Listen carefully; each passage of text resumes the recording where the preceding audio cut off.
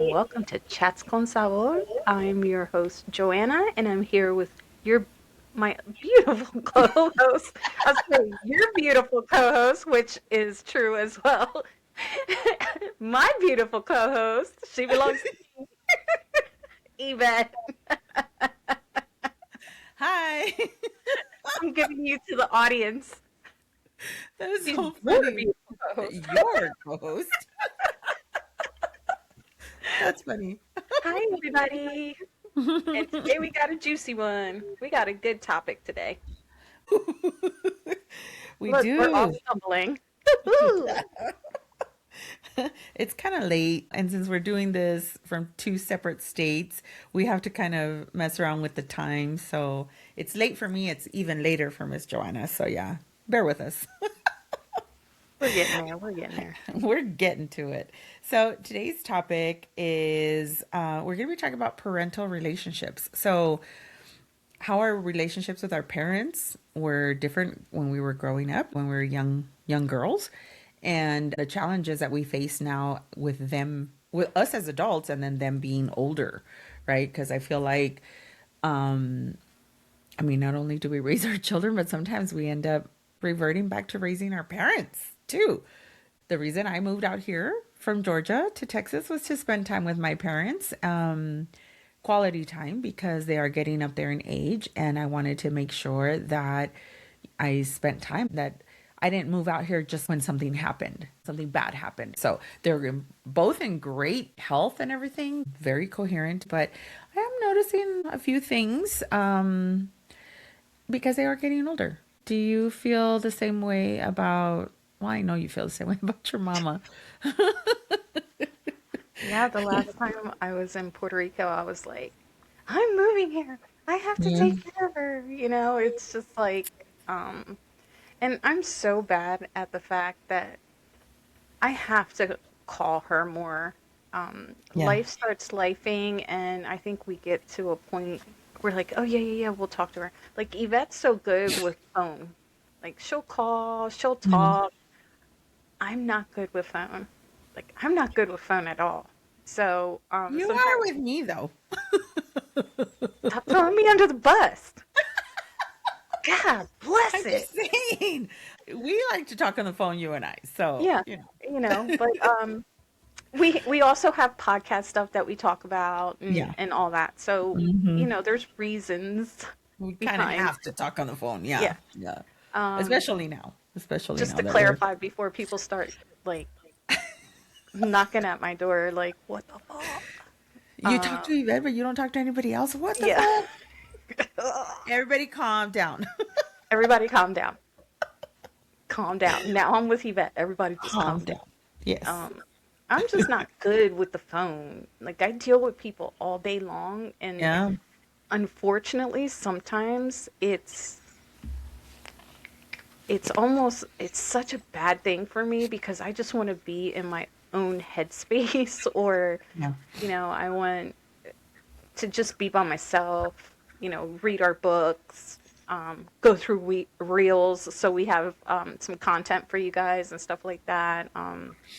And then other personal stuff that I have to do. So, like, Mm-hmm. I get so wrapped up and I get hyper focused. When I get hyper focused on something, you can't change my wheelhouse. You do, then I'm all distorted. I'm like, Like, wait, what I'm happened? like, what's going on? Where was I? And then 50 Yeah. just kicked in. So, when I forget, I forget. The squirrel doesn't come as quickly as it used to. And sometimes it never returns, which we have noticed over So, here. we have a lot of great bloopers thanks to Yvette. I mean, come on. Oh, my poor None of it started with brain. me. Listen, I am actually, so when I was younger, I would say maybe 15 years ago, about around there, give or take. I was a super avid reader. I made time to read. And then in my 40s, I kind of slacked off a little bit because I was busier and career focused, and it was just work. So Now that I'm a little bit older, and now in my 50s, I feel like the reading is starting to help me a little bit more. Not to say I don't have any more brain farts or brain glitches, moments where I have fleeting thoughts. I'm like, where are you going? Not to say that doesn't still happen, but I feel like it's not happening as often because of the reading. Love you. And thanks to Kai, we have another blooper. It's great. Anyway, yeah, so it's a little bit difficult to kind of switch gears from parenting our kids and to parenting our parents. Um, so the first question I have for you is what role do your parents play in your life now that you're a grown woman? Um, you know, it's so interesting because I feel like they have helped with my work ethic um, now as an adult and as a child, teenager, whatever. I always worked. I'm that way. Hmm. But the one thing I did change was making my kids a priority, which I feel as though they didn't grow up in an atmosphere like that, so they Hmm. didn't understand the gist of pouring into your children. And honestly, not taking anything away from my parents because my parents are super old school and it's work, making sure the bills were paid, and Hmm. the oldest usually raises the youngest and takes care of everything, cleans, organizes, cooks. Um, I helped my brother and sister survive. you know, um, but I think they helped me a lot with work ethic and then focusing in my a lot on my kids and pouring into my kids, like letting them know that I love them and that they're important. And you know, um, those those were the top things that I think I got from them raising kids. Don't get me wrong, we had great moments. There was great moments that we had, but I wanted my kids to have a lot of great moments so they could turn around and be like, mom and dad were really good parents, or mom and dad were mediocre parents, but they were good parents. Hmm. Hmm. And I think now as an adult, I look at everything and I start analyzing the whole parenting thing, and I'm like, wow, my poor parents did what they could, and they were parents the best way they knew how to be parents. So Hmm. you have to show them some kind of grace because, I mean, my stepdad had 13 kids in his family. So Holy can moly. you imagine raising 13 kids as a mom? No, no. I mean, that's You definitely insane. need the older ones to help you Yeah, because that's that's hard. insane. And my mom had Yeah. the same upbringing too. Like Yeah. she had all these brothers and sisters. I think she might have had 12. There might have been 12 in her family. Wow. So, I mean, she was married at 16, pregnant by 16. Like Hmm. she didn't Hmm. even get a chance to live her life. And so, anyways, long story short is the fact that I think a lot of that stuff opened me to being more present with my children because the kids need their parents. Right. I mean, I understand that, the financial aspect of it is super important, but the mental aspect of it is important as well, and the Yeah. emotional, because it makes them become better people Hmm. in society. And I think that's what we're lacking now. Yeah. That's why the kids are the way they are. I agree. No, I agree. I feel like our generation we were probably the last generation where we were really, really involved with our children. From our kids, our older kids, their generation, most of them, and I'm making blanket statements here, right? Because obviously it doesn't pertain to every single person, but they have these things. They have the phones, the screens, the iPads, the tablets, whatever, computers, gaming systems, all the things to distract them from connection and social media. Social media is the devil. It's the devil. It really is. I mean, it sucks us in. Yeah, You yeah. know, it's So, like, and I watch my grandson playing on his iPad and stuff and watching these videos, and I mean, mm-hmm, they're pretty controlled. His parents are really good with that, but still, mm-hmm. some of the stuff that they say on these cartoons and stuff, I'm like, what? Yep, That's yep, not okay, you know? But yeah. I had a really hard time with SpongeBob because my two older kids, they didn't watch.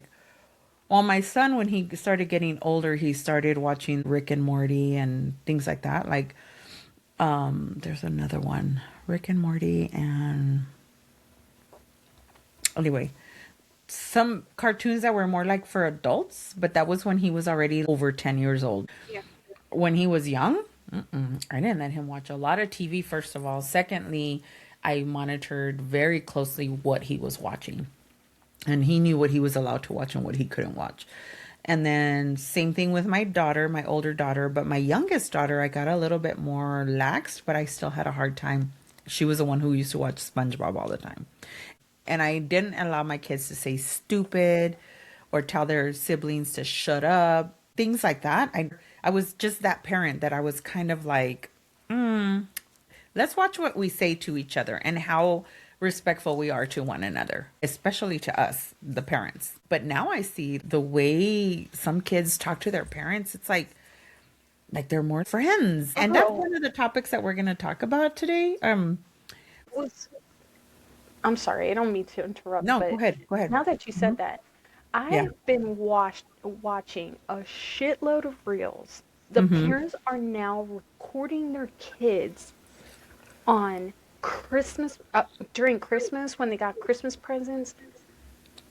I mean, the audacity of some Yeah. of these kids, like slamming brand new TVs on the ground, stepping on them, yelling at their I haven't parents, seen telling any of them that, that, but damn. girl, I mean, one of the kids, instead of getting a PS5, got a PS4, and he literally turned around and told his parents, he's like, "I didn't ask for this shit." And I was like, "What?"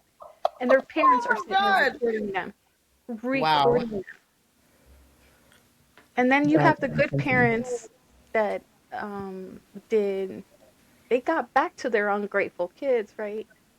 Under Hmm. the tree, they put boxes of coal wrapped up in Christmas presents and gave the Christmas presents to the kids. And they're Oh like, my they're good. all excited opening the gifts, and it's a box of coal. And they're like, "What the heck? What is happening?" And then they Mm-hmm. give them another gift, and it's another box of coal. They're like, "That shows you the year that you've had and Mm-hmm. how disrespectful you've been, and that's what you're Yep. getting for Christmas." I was like, "Boom, And see, what I lesson." would do is probably take all the recordings that I have of my children and then make a compilation and then show them. From January to December, this is what a little shit you were. But I'm going to be real. And I'm not giving myself any kind of kudos or anything like that. There is no fucking way in hell that my children would have talked to me like that. Oh hell Because no, they they were know. beating teeth. I'm sorry.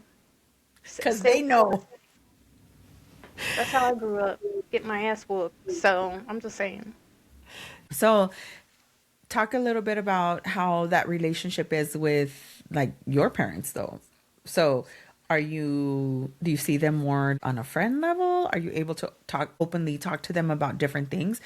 The reason I ask this is because I know myself with my kids, now that they're adults, I have different types of conversations with them. And they're kind of fun, but I still do require that level of respect that if you're here in my home, then guess what? You're going to follow my rules. And I do that to my mom to show her that respect, to my parents, my mom and my stepdad. Yes, I joke around with them and I have different types of conversations with them, but I'm still make sure that I am keeping up with that level of respect because they are still my parents and I am in their home. Yeah, I get checked when I get out of line. Mira, I get the mira, mira, mira. Dora. I get the full name. That is funny. But sometimes, I mean, yeah, like I try to really try to stay in my lane with my mom. Yeah. Um, the one thing I do respect her, but at the same time, I expect her to respect me. You know, Yeah. the And respect needs to I be think that's mutual. the difference though of being like there's still that level of respect that we show our parents, our grown parents obviously. But because we are also grown adults now, I feel like it's the same way. Sometimes I have to set my boundary and I have to say, "Listen, I'm not 15, I'm 51. Let's let's tone down the yeah, you know what I'm saying? Mhm. And I don't do anything for to get her that way. My mom, I'm talking about my mom because my stepdad, he's cool, but um Super chill. yeah, yeah, my stepdad's super chill. I think everybody knows this based on other episodes, but just in case. I did not grow up with my father, my biological father, and my mom and my stepdad met and started dating a year after I got out of high school. So he didn't raise me. We don't have that kind of relationship, but they've been together for a very long time. So I still view him as my mom's husband and back then my mom's boyfriend, but I still have that level of respect. But with my mom, it's a little different. My mom, I'm like, listen, okay, respect goes both ways now. I have lived 51 years now. So let's not pretend like I'm, still, even though I am still learning, but I can be out past midnight. I'm Yeah. okay. Oh, there's some goodies for my mom too. Like what? Tell us. This when we went recently when we went to PR, my fiance and I, it was Uh-huh. like, um, don't do this, don't do that. Make sure you're in the house. I mean, there's obviously there's rules there because Right. it's safe, but it's not safe, and that kind of Mm. thing. And Yeah. you have to be comfortable with maneuvering around there and who you talk to, who you don't talk to. I get it. Yeah. Um, but she's like breaking it down. All I needed was a PowerPoint presentation on the what not to do's and what not to wear and what to wear. And I mean, I'm telling you, girl, it was serious. And and That's funny. he would be like, "Is she serious?" I was like, "Welcome to my world." Is she serious? Do you really? Oh my gosh. Yeah. I have a Yeah. story, but not for here. No drinking beer. Oh, you can't drink that stuff. It's so unhealthy for you and blah blah blah blah. We get it, mom. We're older now. You're not talking to children. Oh boy.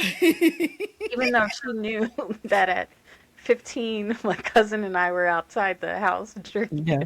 drinking moonshine, Puerto Rican moonshine, That is so trying out crazy. cigarettes at one point in our lives. That's great. No, well, no wonder she's telling you, like, don't be drinking, don't be doing this, don't be doing that. She probably still sees you as that young girl. So let's talk about that for a little bit. My son is my oldest. He's 30 years old, about to be 31 in April. I still view him though as my baby. That's my baby. I still remember when I had him in my tummy and just all the things. We grew up together basically because I was so young. But still, I have to check myself sometimes because I'm like, you know what? He's a grown ass man. In all his manliness, he is a grown ass man. Like, I have to respect the fact that he's making his own decisions. I do have to check myself sometimes because I'm like, I would not want him doing whatever it is that he's doing. And then I'm like, well, gotta let him. Gotta let him. He has to learn and grow just like I did. And my mom did the whole tough love with me too. She was tough, and I feel like she felt she had to be because she was a single parent. But so she was really tough on me. And sometimes though, I'm just like, "Mom, let go of those reins, please." Hispanic moms are no joke. Very. Oh, yeah.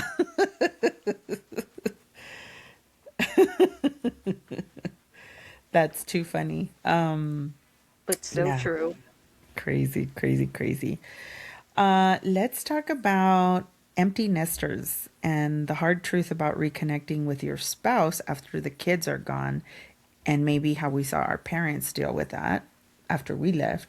And then how to handle the loneliness as a single parent, being an empty nester. Well, now that we're empty nesters, Mm-hmm. usually. Now, sometimes it gets a little weird, because you're so used to caring for somebody, if that makes sense. Like you're always concerned, making sure they eat, making sure whatever.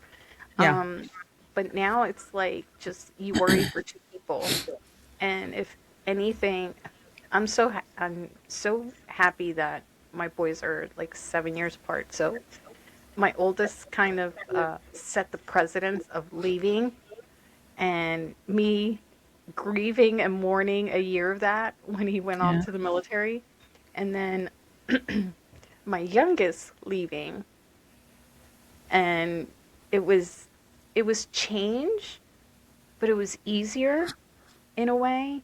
I mean, I miss Mm-hmm. him like crazy because we always had like good conversations, and he's a clown, and he was always making me laugh and stuff like that. Mm-hmm. But now my fiance doesn't, of course, because he's a hoot. Um, but it's it's definitely weird, and it's definitely an adjustment because Mm-hmm. now you're like, okay, so you're not cooking for five people, you're cooking for two people. It's like the most random things are like, oh, okay. Yeah. So Yeah. but I think it kind of helped us reconnect too because we didn't have to worry about anything. Now Yeah. the only things we have to worry about are our puppies, and that's it, you know? Mm-hmm. So, Mm-hmm. Yeah. For me, because when I did become an empty nester, I was by myself, and it was in the middle of my 7 year sabbatical. ooh, Yeah, yeah. So for me, it was a little different. I didn't necessarily feel the loneliness, except for during certain times, like you said. Now I don't have to cook for me and my youngest because she stayed with me the longest, right? Once we were separated because I moved to Georgia from California, and she stayed back to finish school with her dad. So once we were separated, I was like, well, shit, what do I do? Twiddling my thumbs. Like, there's nobody for me to ask, what do you feel like eating tonight? There's nobody for me to say, hey, I have to go to the store. You want to come with me just for the ride? And she would always say yes. Yeah, let's go. Yeah, yeah, yeah. It didn't matter unless she had plans or something. But she was a homebody. All my kids were.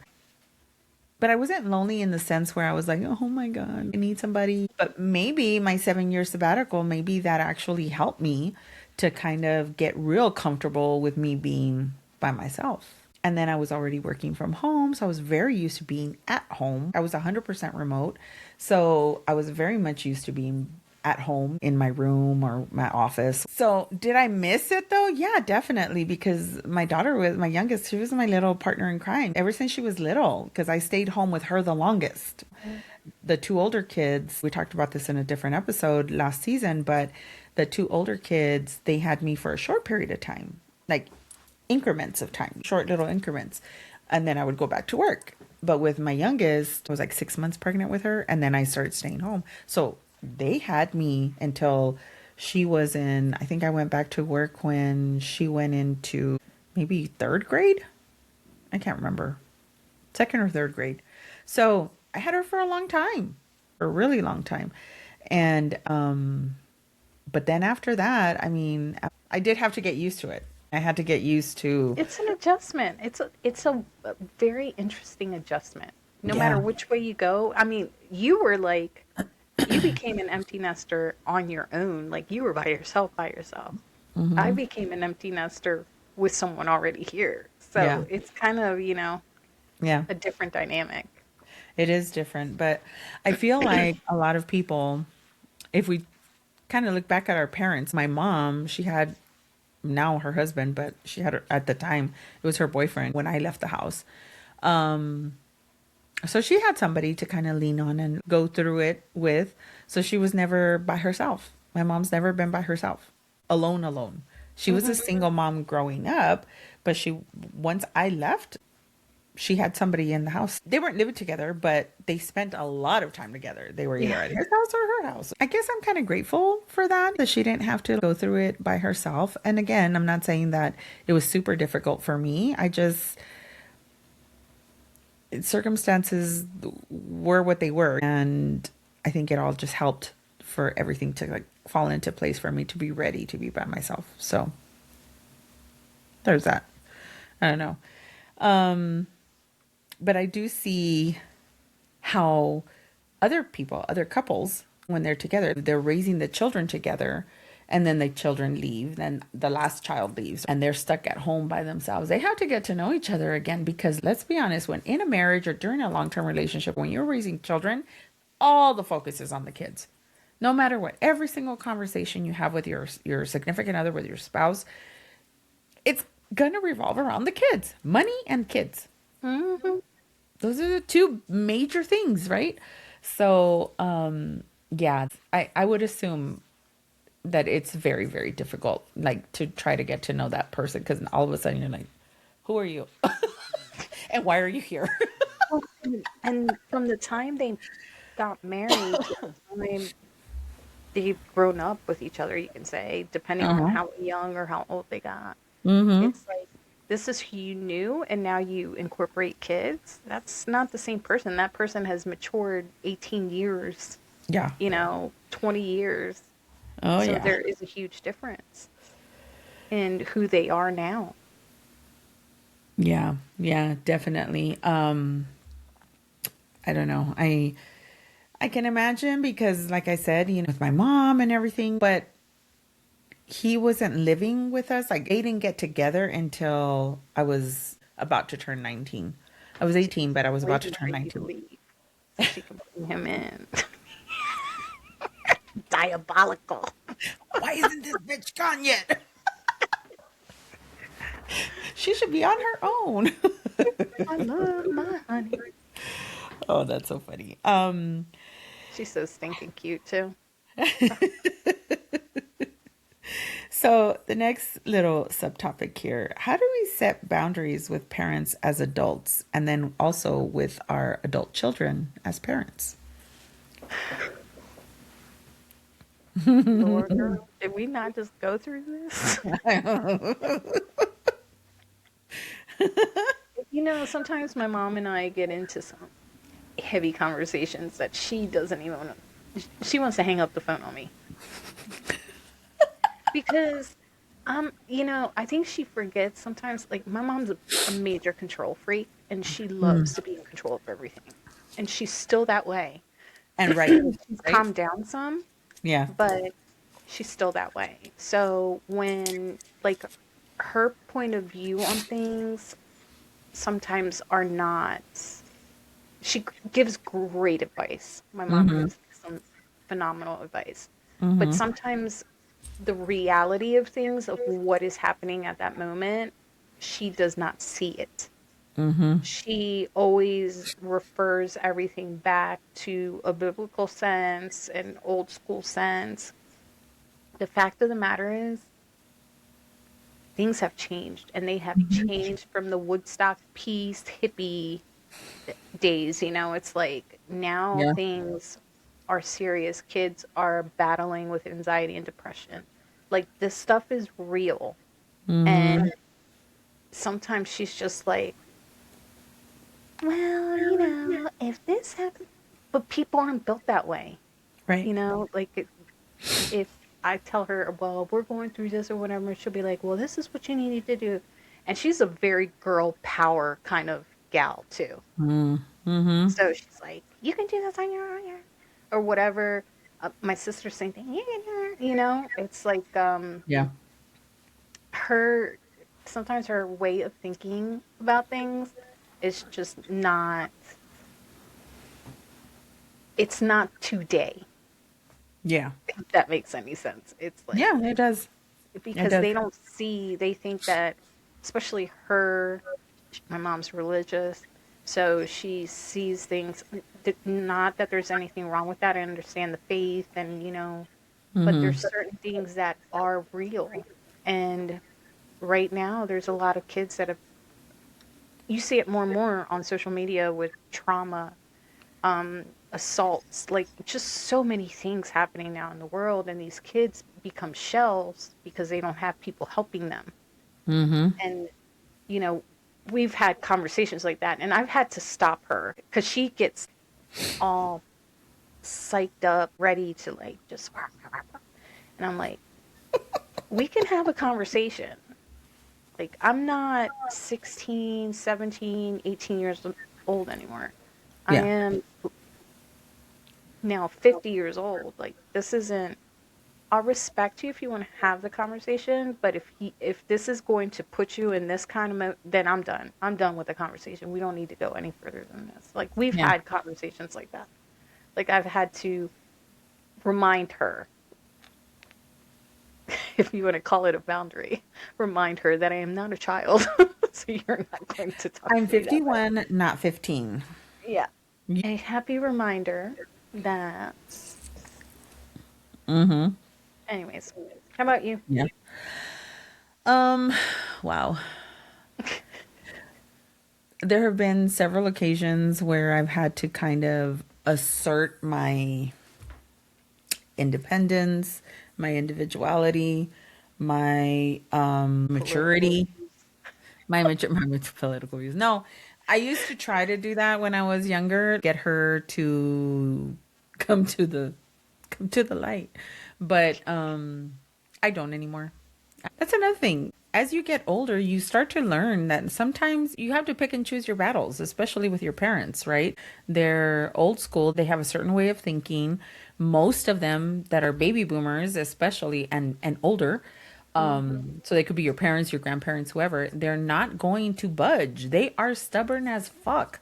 We're the generation who we're still stubborn and we still think we're right about everything, but we've also lived through a transformation of the way the world runs, right? So, technology, look at what we were just talking about, right?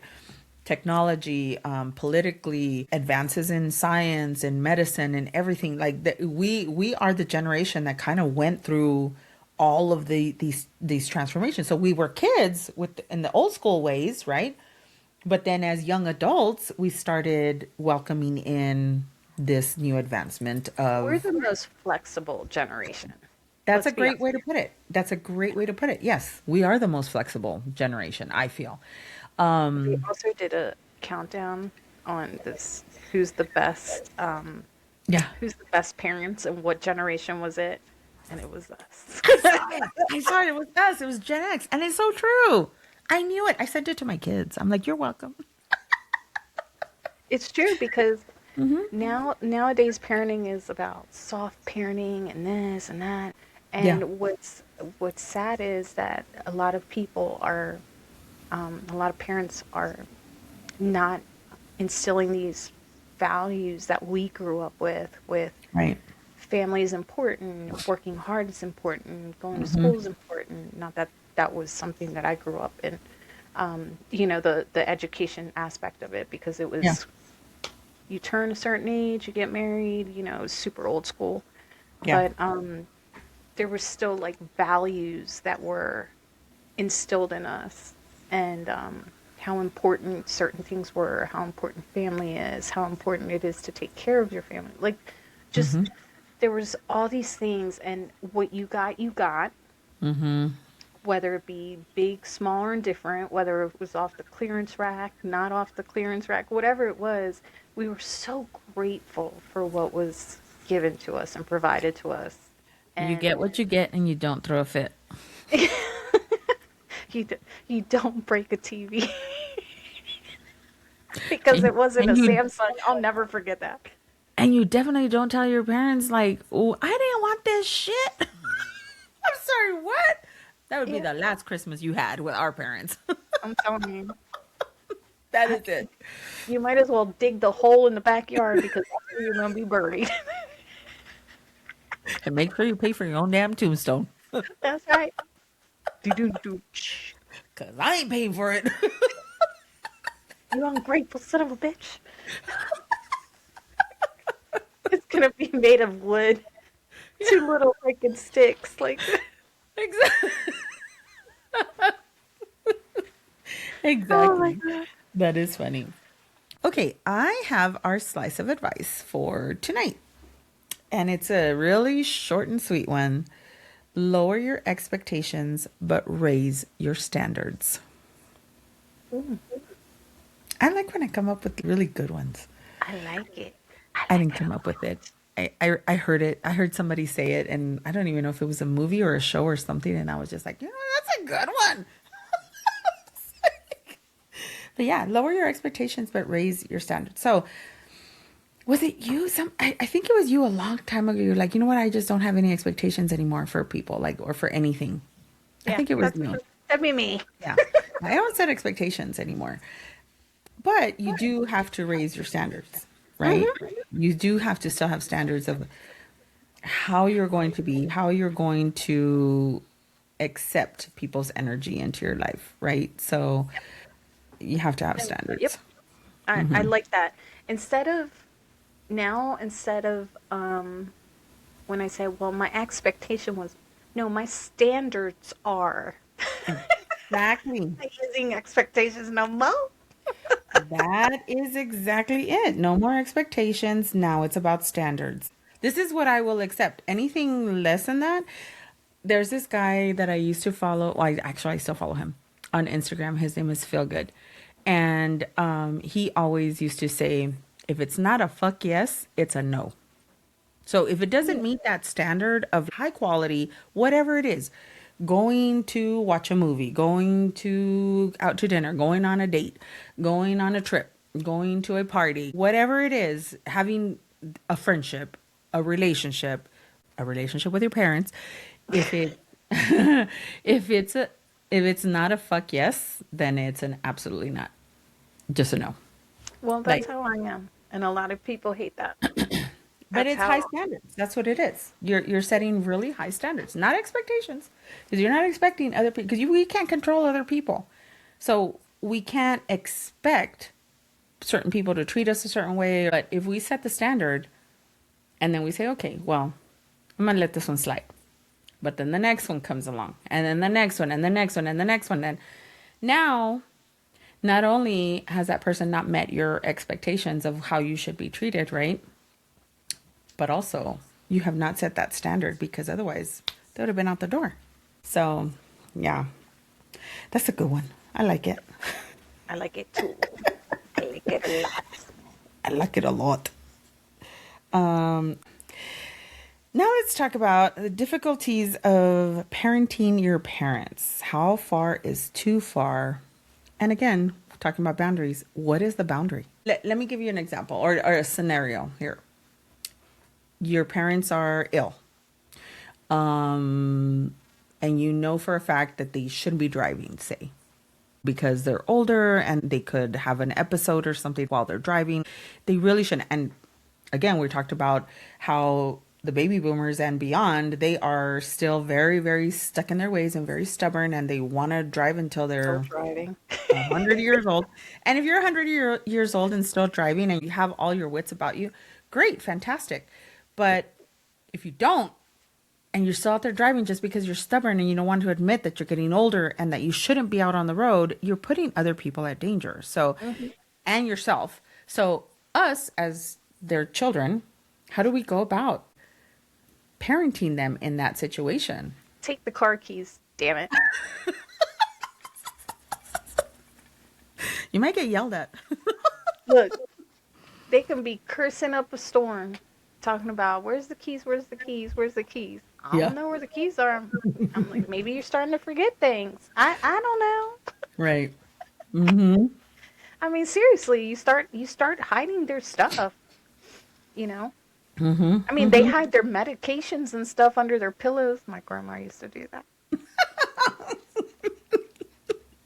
So it Why? is So nobody would possible. take them or what? She would hide them under her pillow. But my Oh my goodness. mom and my aunt used to, like, my aunt used to take care of her, but when she Mm-hmm. was sick, but she used to do some numbers to them, um, Mm-hmm. because she had old time, Alzheimer's. Can never say Mm-hmm. that right. Alzheimer's, yeah. Old So timers, yeah.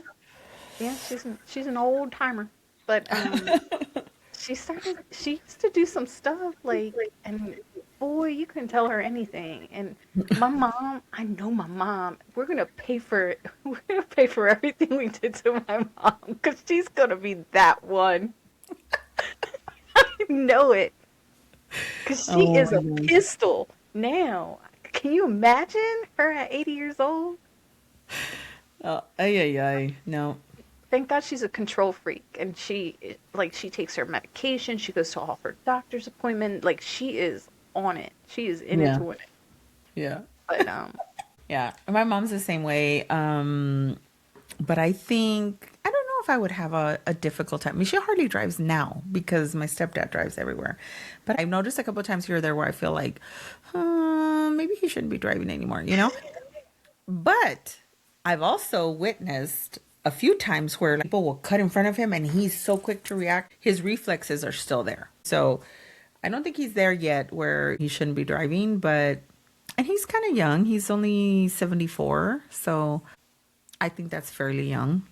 But I don't know, in another 6 years or so, I might be like, let's take the keys away. I'm telling you, hide those damn. My mom doesn't drive anymore. Her Yeah. husband drives her everywhere, but we have followed her husband. When we were in PR, we were driving it. He's all, Girl, he's like in the Indy 500, driving yeah. us damn roads. I'm like, what Oh is my, happening? And he's 71. they have lead feet. My Oh stepdad has my a lead God. foot I'm too. like, Yeah. he's going to go off a cliff or something. Geez, the way he's Yeah. driving, man. I was like, even Yeah. Kevin was like, holy He's smokes. all scared. He's all hanging out for dear life. He's like, did you see how he took that corner? You're like, yeah. And if anyone's been to Puerto Rico, you would understand what we're talking about with the roads. They're like this big. Cars don't give a crap whether you're coming or going. If there's a Oh my ditch, you're God. going in it. I mean, Hmm. it is just insane how they drive You're, there. yeah, you're just gonna have to fall in. Just fall in. Scary. Ay, ay, ay. That's so funny. Do you think that family therapy is a good idea? I know you're a And proponent for therapy, I'm a, I'm a but think, cheerleader for therapy. but think Whoa. about your parents. Would your mom actually go to therapy? N- No. That's what I'm saying. Like, She has, but she does mhm, not believe in it. mm, She went to therapy, not to put her business out there, when the whole COVID thing was happening, mhm, because she's such a control freak, she became mhm. a germaphobe too. So she Yeah, didn't allow people in her home. Like she was legit strict. Her friends would bring her stuff, had to leave it on the patio, and then she would take alcohol and clean whatever it was. I am not joking. oh my She wore God. a mask all the time. Like Yeah, she had gloves. I had to send her a mask from here. Like she was stressing herself out. So yeah, yeah, she had to go to therapy for a little bit for that. But then she's like, I don't this is one of our debates about therapy, yeah. you know. I'm like, "Mom, God put these people on earth for a reason." Mm-hmm. You know, he's a busy man. There's not always, he can't always, he's your listening ear, but he can't always help you. That's why Mm-hmm. he put doctors and lawyers and all these people on the earth is because you need these people Mm-hmm. one way or another. And Yeah. she's like, she is no, no, no, no, no on therapy. So then family therapy would not work for her. No, If you it, guys had an issue or something, yeah. no. My sister Um, and I are proponents for therapy. yeah. One Yeah. 100%. Yeah. I don't think my mom would do therapy either. Um, but I wouldn't say she's like totally against it. I just feel like she feels like, what do I need therapy for? You know Again, what I'm saying? Just like, full I'm Latina. great. I I handle my handle own my shit. problems by myself. You Yep, know? that's Oh my exactly, yep. gosh. But you know what? That's I actually have a reel that I wanna share later, but it has to do with that. They were, especially the boomers, they were the tough ones. You know, they just suffered in silence. They didn't talk about their problems. I I myself, I was like that too, especially in my marriage. I suffered in silence. I didn't reach out to anybody to get help and to like talk about my stuff. And I'm still like that. Well, you know me, I'm very private about a lot of things. I share some things, but I don't go into full detail about stuff. People get what they get from me, I and that's it. suffered in silence for a long time too. Yeah. I'm not Until. saying it's the greatest thing to do. I'm not saying that. I'm Yep. saying I'm cut from that cloth. Is that's what Yeah. all I'm saying. You know, I'm cut from that cloth a little bit, you know, so probably a lot of bit, but you know. If you lose a relationship with a child, do you try to overcompensate with your other children? I saw a reel, and that's what prompted me to do this because it was a lady who was talking about how she lost, and she was an older lady, like maybe in her 60s. She was maybe her late 60s. And she had lost communication with a daughter for like 20 years or something. She hadn't talked to her for like 20 years. And so then she was saying that she threw all of her energy into her other children. And she feels now that maybe she overcompensated a little bit with those other children because of the one daughter that she lost that left and didn't want a relationship with her. And I mean, it was an extreme situation because she was having mental health issues when she was younger and stuff, and she had to go to rehab because she was substance abuse, prescription substance abuse. So I don't know the full story behind that, but from what she explained or what she shared, the daughter had a reason to kind of walk away from the relationship with her mother. But then after that, after she got clean and she got the help that she needed, she threw herself into her other children. So she was just some random lady talking about something, like she was talking to a therapist or anything like that, or even on a podcast. It was just a person talking on a video.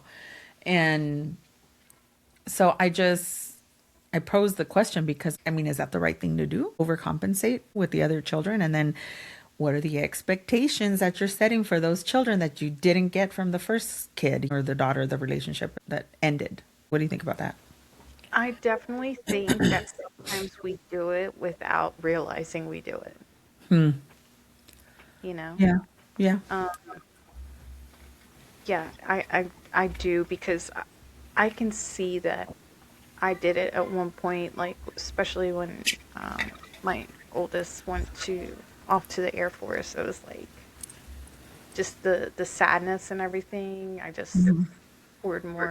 poured into my youngest as much as I could because I missed him so much. Because we Yeah. used to always talk and do things together and all that. And then he was gone. It Yeah. was almost like traumatic for me, you know? But I think it was, now that I think about it, I think that sometimes we do it and we don't even realize we're doing it until like years after. Like I just realized that maybe I did. I was going to say no, and then I was like, maybe I did with whatever circumstance it was. Yeah. Yeah. So now I give them both the same. They both have their own lives, and I get a text every now and again, and they get a text every now and again, and But do you feel like it put a strain then on the relationship with your older son because maybe he saw, okay, my mom's yeah. giving my younger brother all this attention and he's getting I special treatment? I wouldn't say. I would say that it came. It started becoming a thing when he came back from the military. more Oh, so than anything. Like when he okay. would come and visit, and we were at baseball games or whatever, Yeah. pouring all this time. So that now, like, there's remarks that he'll make. He'll be like, "Yeah, he grew up with a silver spoon in his mouth, and you guys, he didn't get the same rules that I got." But they're like, I try to explain to him, you grew up in two different generations. Like, Right. I was a I was a child raising a child. Right. Like, by the time I had my youngest, I was already into my adulthood. So Right. it was different. I had the opportunity to raise you, and so the relationships were different. Mm-hmm. Um, you know, different. There was different connections, and I was not just his parent. I was also his friend. Like, it Mm-hmm. was just a whole different combination, and we were raising each other. Um, Whereas when I got married and then we had Sean and everything, it was different. It was like wife, mom. So now it's mom mode. It's for both of them. Yeah. Um, they were both spoiled rotten, but you know, still to this day, he was raised with a silver spoon in his mouth. I'm still like scratching my head about that one, but it is what it is. What is it that I always say? Perception is reality, right? Mm-hmm. That's his reality.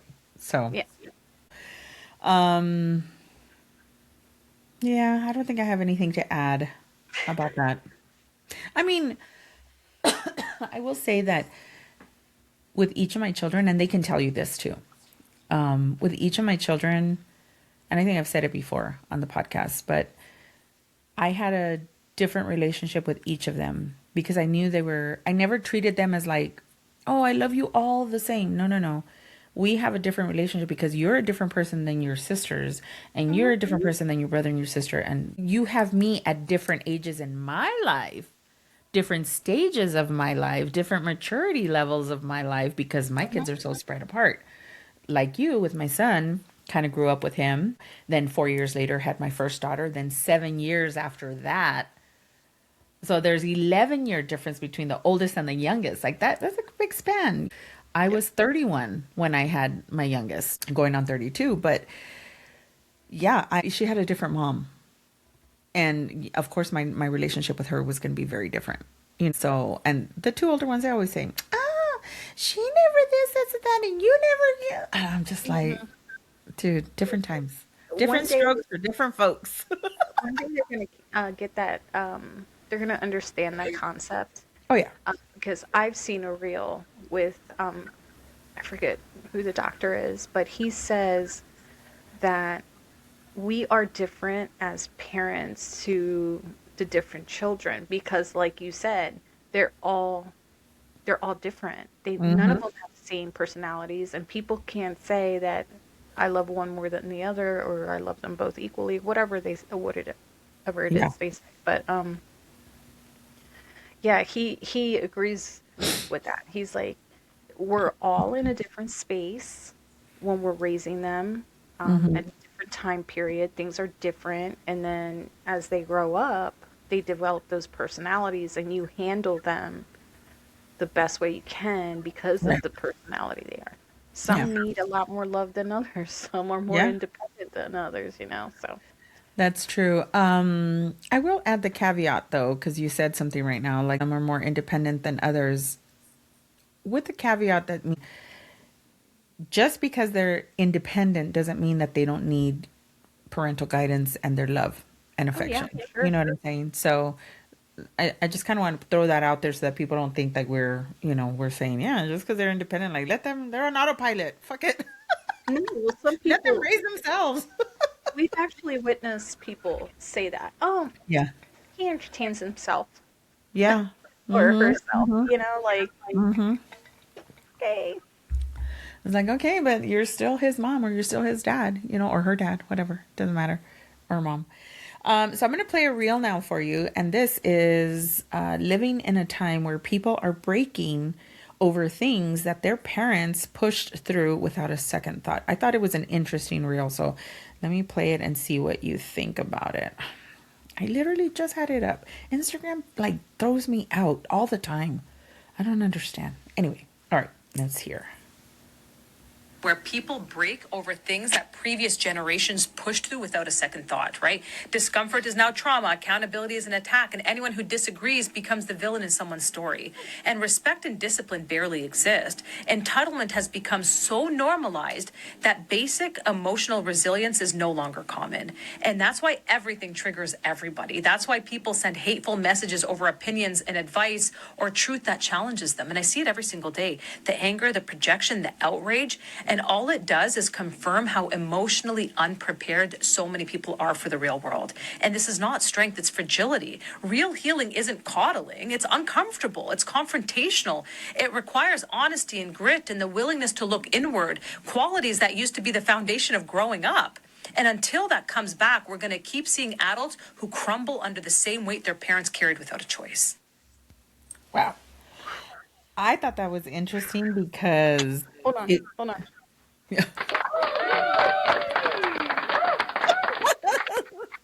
I love those claps.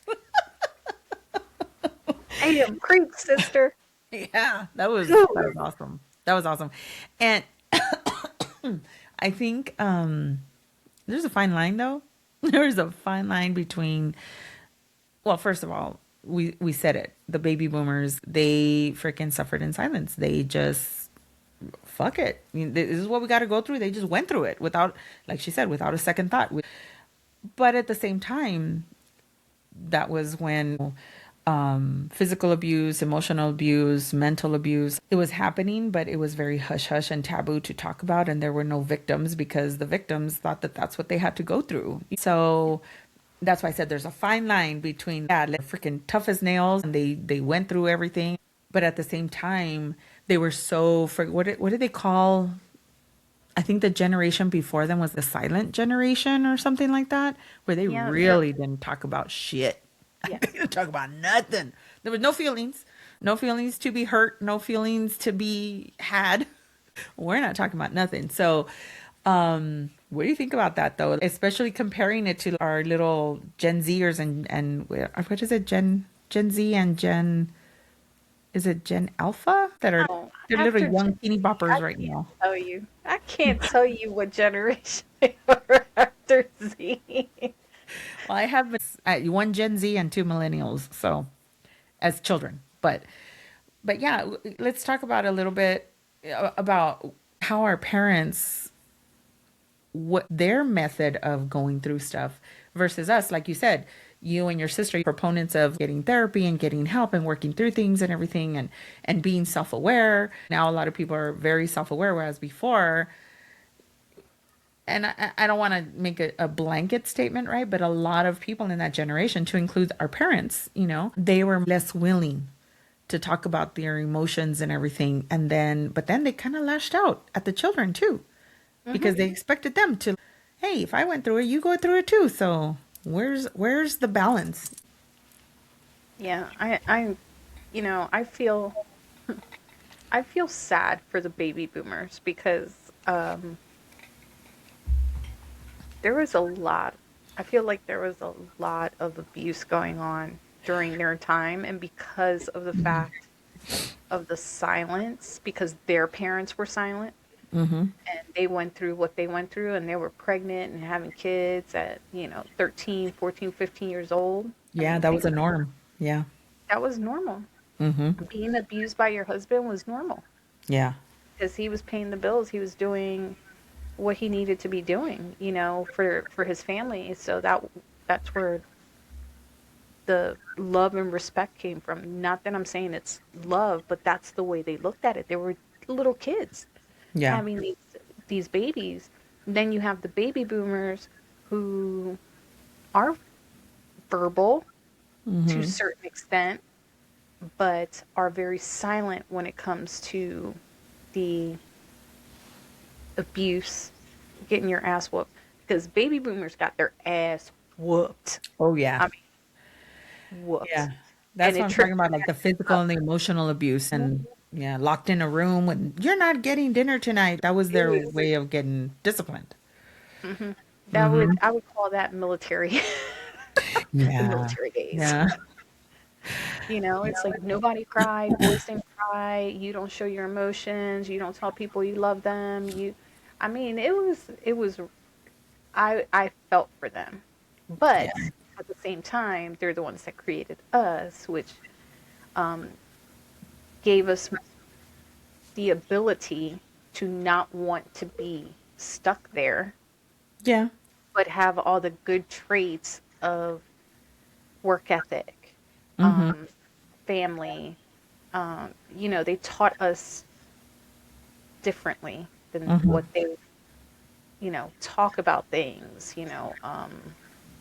not talk about certain things, not everything, because everything was like pretty much what you can Yeah. talk about and what you couldn't talk about. Mhm. Um, I've told you before, like I was super sheltered. My Mhm. brother's sister and I were sheltered. Like we were the girls, more so my sister and I, them, because usually in a Hispanic household, boys can do whatever the hell they want. But the girls, like, Pretty much. Yeah. TV controls, we couldn't wear certain things, we couldn't wear makeup. Um, we couldn't wear makeup until we were like 15 years old. Mhm. We Same. couldn't shave our legs until we were like 15 years old. Mhm. It was crazy, crazy. Mhm.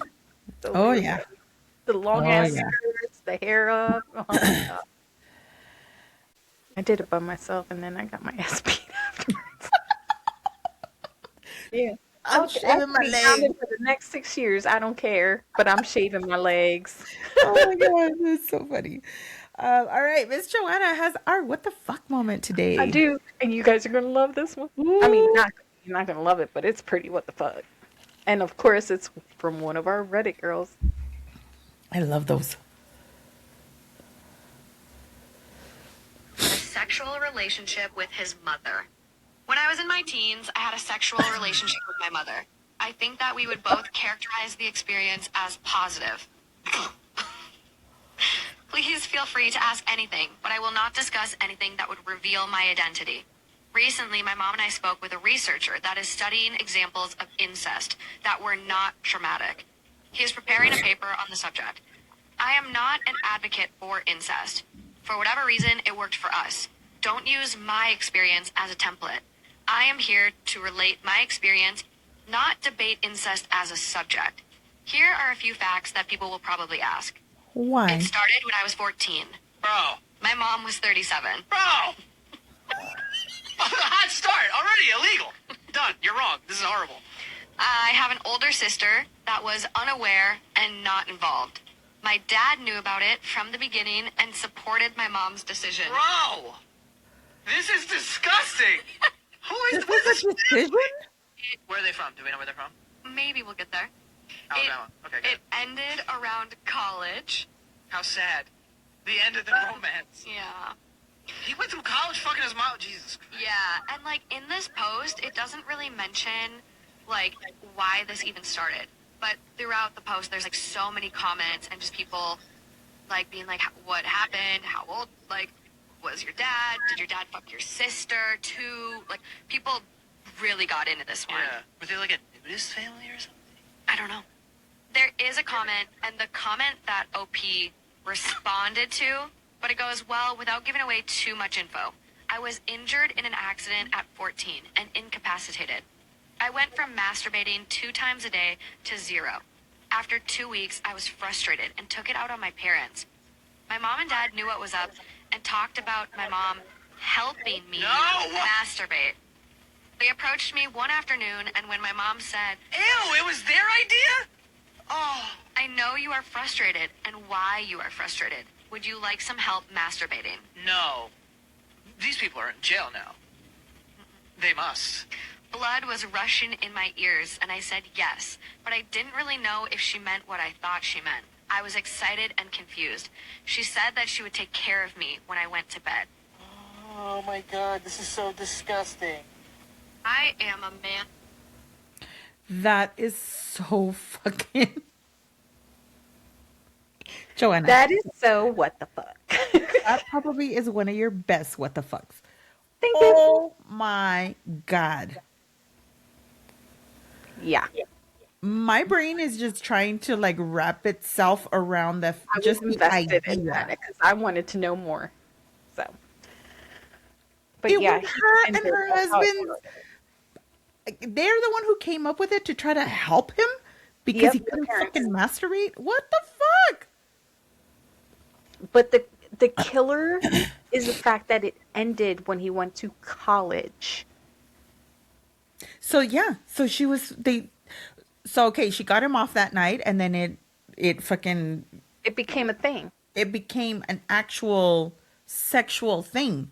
I Hmm. mean, not that getting somebody off is not sexual, but you know what I'm saying? Like, it went from that to like penetration and oh, why am I having a deja vu right now? Have we talked about something similar? That is sick. That is fucking sick. And I'm how do your you daughter. listen? What in his right mind made him think that it was okay to post that shit on Reddit? Like, I'm sorry, what? Did you hear though? They're doing research on him and the mom on how incest works. They're trying to prove that that is not a bad thing. I on so many levels, it's a bad thing. On so many fucking Hell levels. yeah, it is. I'm sorry. I mean, unless they're living on a fucking deserted island and it's just him and her, but the husband was involved, the dad. And I have that question too. Was the dad then like, oh, okay, well, let me go fuck my daughter? I'm I sorry, think what? there was a continuation of this, which I did not download, but no, he never touched the daughter. Yeah. My body is hot because I feel like I'm mad. I was pissed when I'm like, how is this okay? Oh my God. I mean, you heard the podcasters in the background. They're like, "What the fuck?" No, Like, yeah. Yeah, because it's fucking insane. Because it's insane. it's Nothing about this is disgusting. okay. Nothing about it. I don't give a fuck if it's for research. Nothing about it is okay. That's awful. Awful, awful, awful. Oh my God. All right, let's get back to Knock you your win the socks. award for what the fuck this season so far. Thank you. Oh my God. That's good. I'm just, I'm, I left her speechless. That was a little That's mind fuck right there. Like, I'm not gonna lie. I'm angry. I don't know how to feel about it. Like yeah. It I do. It's disgusting, it's mind boggling. and she It's needs to go to jail. she does, but she won't because he won't press charges. And he's Mm-mm. an adult now. To him that was normal. Yeah, and they're researching this shit. Like, That is what the fucking fuck? retarded. All right, I have another reel for you, and this says, "Stop parenting your mom." I don't parent my mom. I don't dare to. I try. It doesn't work. All I'm like, right, let's see. you're on your own. All right, ready? Oh God, come Life on. too, right? That she was someone else. We forget that it's our mom's first life too, right? That she was someone else's daughter before she ever became our mom. She had dreams, she had fears of her own, a childhood that shaped her, wounds and trauma that we might never know. And she had to figure out how to survive, how to love, how to do the best that she can with what she had. And maybe she didn't get it right every time. Maybe there are things that she couldn't give you because she never had them herself, but she tried. She did what she can with what she had. She loved you in the best way that she knew how. And one thing that you can do is you have to put yourself in her shoes with full compassion. Like, let her express herself without judgment or shame. Give her the space to feel seen. Let her know that she's allowed to be who she is because she is human too, right? Because when you do that, you're not just healing her, you're healing your bond between the two of you. You're building something so much stronger, something real. And one day, when she's no longer here, you're going to have that to carry. You're going to know that you gave her the space to be seen, to be accepted with her mistakes and all. And you'll know that you chose love every single time. What do you think about that one? Wow. Yeah. Wow. Well, that's that's what I was, you and I were talking about not too long ago about the different, like, I give my mom a lot of grace because of how she grew up. Like, Yeah. she's told me bits and pieces. She hasn't told me everything, Mm-hmm. but like I told my sister one time, I'm like, her and I had a discussion. I'm not going to say what it was, but I was like, I saw her in a totally different light. Like, it made me get it. Mm-hmm. And not that the thing she did was right, but I understand. I get it. Mm-hmm. I understand it now. So I have so much more grace for my mom, Mm-hmm. and I'm there for her. You know, I'm her go-to. Um, so and and sometimes, there's struggles there and whatever, but I've let go of all that crap. Like, I don't have the energy, I don't have the space for it, Yeah. because at the end of the day, I turned out pretty good, you Mm-hmm. know. A lot of things were by my choices, but a lot of it was because of the way I was raised Mm-hmm. too. On the It was almost like a book of what to do and not to do. Yeah. That was my manual for my future, like, um so yeah, like, not knowing what I could see certain physical things that happened between my parents, but what she had happened to her as a child was a whole nother story. So it just anger and anger and anger and anger and anger. And then I started understanding where all this was coming from. Yeah. Yeah. Again, not that it was right, but sometimes we don't know what happened before Exactly. I like growing that up. she says though that we have to remember that this is their first time around too. This is their first lifetime Hmm. on earth too, Yeah. with us and them being parents. I'm an only child, so what my mom, the mistakes she made with me and the things she did right with me, she didn't have a second chance to do it with the next one or the one previous. I was it. That was it. Now as adults, I do have a different relationship with her, as we mentioned, but I had a similar experience with my mom where we were having a conversation about something and she got very, very open, about certain things in her childhood. And again, I think they went through a lot of stuff without Hmm. really like having anybody to talk to about it, and just having the compassion and the understanding that it's not just us that have been through shit, that they've put us through shit. Well, they've been through a lot too, and I think they did the best that they could, Hmm. just like we're doing the best that we can with our children, and our grandchildren. It puts things into perspective when you have those kind of conversations with your parents, and if they're willing to be open and honest with you about certain things about themselves, and Hmm. then knowing, okay, that's where that bravado or that anger or whatever it is that they're holding on to, that's where that comes from. Yeah. Doesn't make it okay if they were abusive. It just, like you said, gives you a better understanding of where they were coming from and what they were dealing with at the Hmm. time, you know. Yep. So, okay, I have another reel. I just think these are like so good. I want to share them with you guys. Share them with the world. All right, we have another one, and here we go. It's about relationships with our parents. Do Let you me want a start this relationship with over. your mom and dad? If the answer is yes, you either need to accept them for who they are and have the relationship, or you need to stop trying to have one. You need to stop searching for the apology and search for the relationship. The apology is never going to come because they did the best they could based off of the knowledge that they had and how they were Just raised. say. You have more resources now. You have the internet in the palm of your hands on what you should and shouldn't do as a human being to your children. They didn't. They had the book passed down from their generation before them. So either have the relationship that is right in front of you while it is here before they leave this planet, because they will, or just stop trying. Trying to change somebody for who they currently are makes absolutely no sense. Do you want a relationship with your mom and dad? What do you think? I mean, we are just saying, I literally just said that. literally just said the same thing. They did the best that they could with what they had. They didn't know any better. Now, again, that's for understanding. That's not for a clean slate and, all right, I forgive you with no apology. If your dad beat your ass till you were black and blue, and then you find out he went through certain things, okay, that's understanding, but it's not an excuse.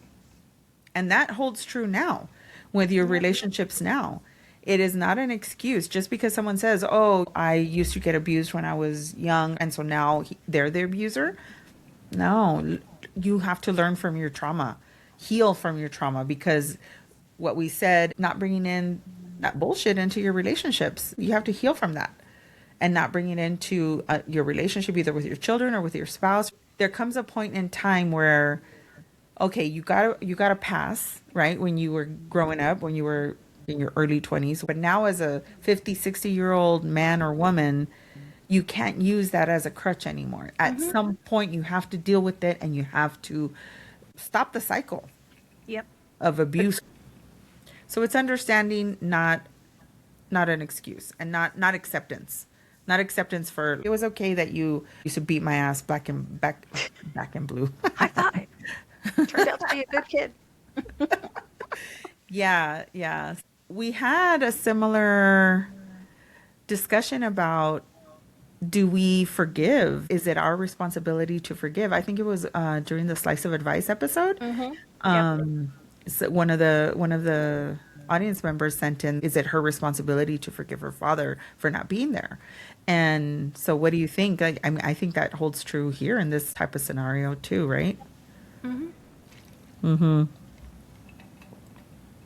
don't think it's our responsibility to, it's our responsibility to forgive, not to rectify the relationship if it's so far gone and so broken.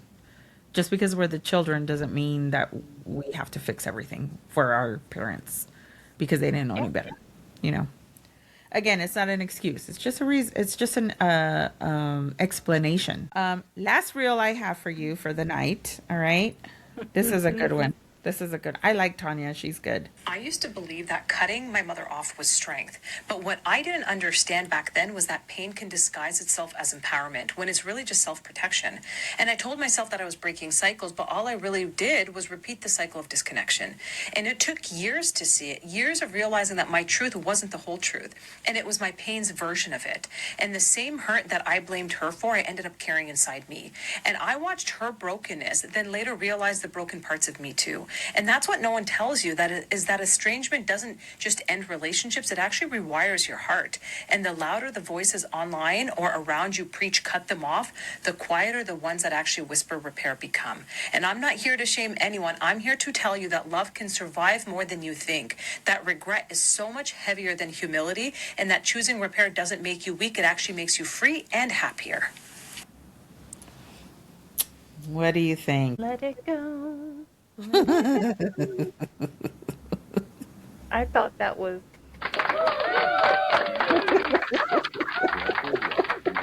Accept them for who they are. that's right. Yeah, I think that's good. I mean, a lot of times, I think especially women, grown women, we tend to, if you have a tumultuous or had a tumultuous relationship with your mother, I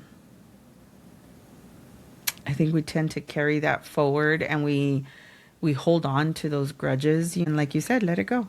And it doesn't mean that you are discounting everything bad that that person did to you in the past, right? Your mom or your dad, whoever it was. What it means is that you're willing to move forward and try to repair the relationship from this point forward, because you may not ever get an apology. And if you do, it's not going to be a sincere one, because they don't even understand. How did I hurt my child, or how could I have hurt my child when I was the one being hurt myself? I should have known better. A lot of it has to do with guilt. And again, we say the silent generation and baby boomers, they don't like to talk about their shit. Whether they're right or wrong, doesn't matter. They don't like to talk about it. I'm telling you, they will tell you till they're blue in the face that You were a bad kid, you weren't paying attention, you don't listen. They'll have a million excuses to justify their actions, but Mm-hmm. with what you do with your peace is what's important. Yeah. You don't have to build a relationship with that person. You don't have to. You have that choice. Mm-hmm. But you have to heal within so you can understand what you're going through and you have a better understanding of what they went through. Yeah. You don't have to, because let me tell you, when you don't heal, that shit becomes ugly. Yeah. And it comes in all shapes and forms. It comes in eating disorders, in being an abuser, narcissist, manipulator. Um, it, Insomnia. I mean, it hurts you so Yeah. bad, and you treat people like crap, and Mm-hmm. you become a victim, and that's the only card that you play every time is like, well, when I was 16, I was, not Yeah. taking away from that, but you have to deal with it and you have to process it, and you can do with it what you want to do with it.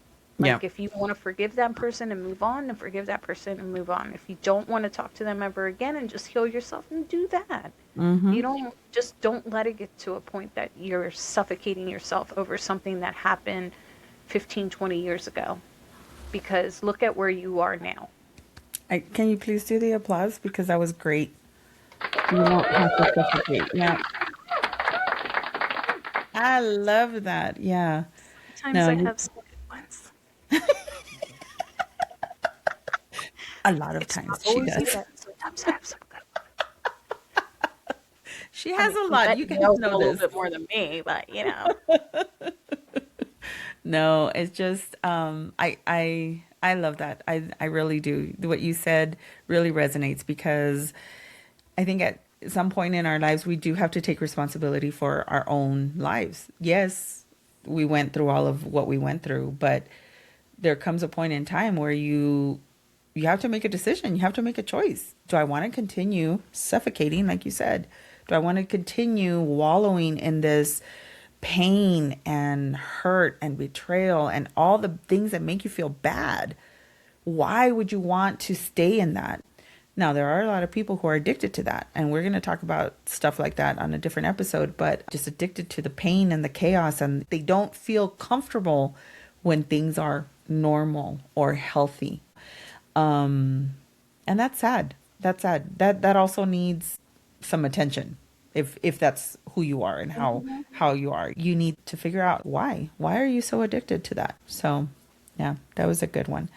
I have our words of wisdom for tonight, and again, I'm gonna make it short and sweet, very simple.